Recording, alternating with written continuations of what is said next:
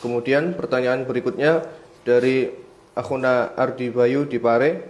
Assalamualaikum. Assalamualaikum warahmatullahi wabarakatuh. Bagaimana cara untuk meningkatkan ikhlas dan konsisten dalam belajar, ngaji kitab, dan ibadah lainnya? Jazakumullah khairan. Taib. Keikhlasan itu berbanding lurus dengan ilmu yang kita pelajari. Artinya, kalau kita ingin meningkatkan keikhlasan kita di dalam menuntut ilmu, di dalam beribadah, di dalam bekerja, menafkahi keluarga, maka kita harus tingkatkan semangat kita di dalam mencari ilmu. Karena seorang tidak akan bisa ikhlas kecuali dia mendapatkan ilmu, betapa pentingnya keikhlasan itu di dalam beramal. Dan Allah Subhanahu wa taala di dalam banyak ayat mewajibkan kita untuk ikhlas. Wa ma umiru illa liya'budullaha mukhlishina lahud-din hunafa.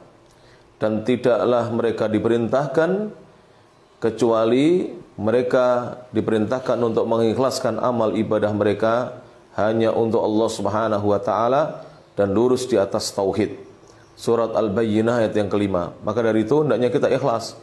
Lebih-lebih Rasulullah sallallahu alaihi wasallam mensyaratkan bahwa amalan yang diterima itu adalah amalan yang diniatkan ikhlas karena Allah Subhanahu wa taala.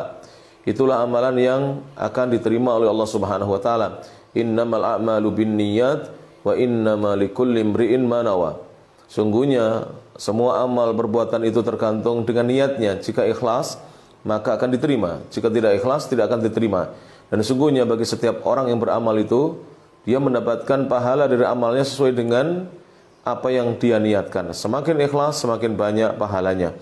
Maka saran saya kepada Al-Akh Ardi di Pare agar senantiasa meningkatkan semangatnya di dalam mencari ilmu. Fa insyaallah akan datang keikhlasan di sana.